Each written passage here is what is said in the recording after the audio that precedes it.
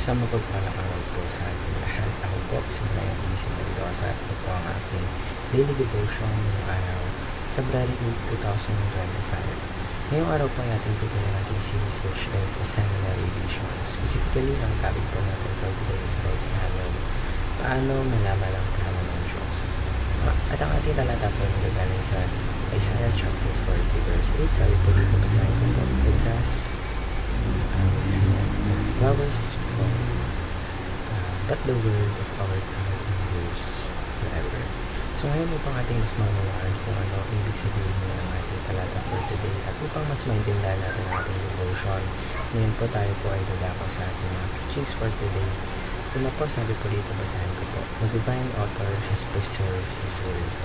So yung Bible po, hindi lang po yan isang normal na rin po, but it is the Word of God written through human authors but inspired by the Holy Spirit. And because it is God's Word, He has made sure that it has been preserved throughout history. Ikalawa po, the church recognizes God's Word. So from the early church po until today, believers have recognized that the Bible as God's message to humanity. Kumbaga, ito yung guide natin and it shaped the church for centuries, helping us understand who God is and what He desires for our lives.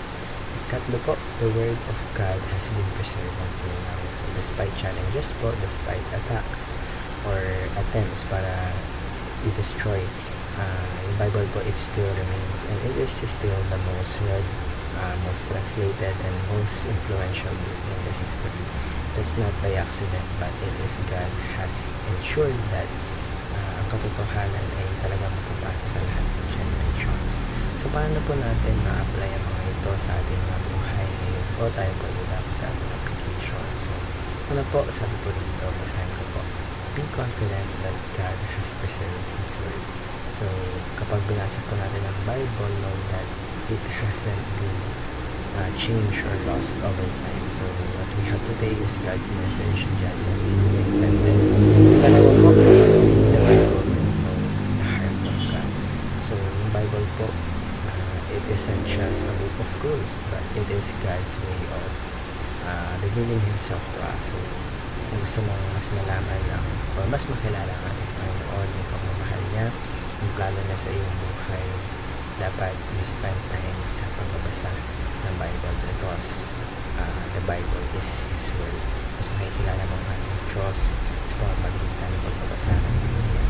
Ikatlo po, study God's Word daily and diligently. So don't just read it occasionally, but make it a daily habit. So the more you dive into the scriptures, the more wisdom, guidance, and encouragement you receive. Naway marami po tayong tutunan sa araw nito.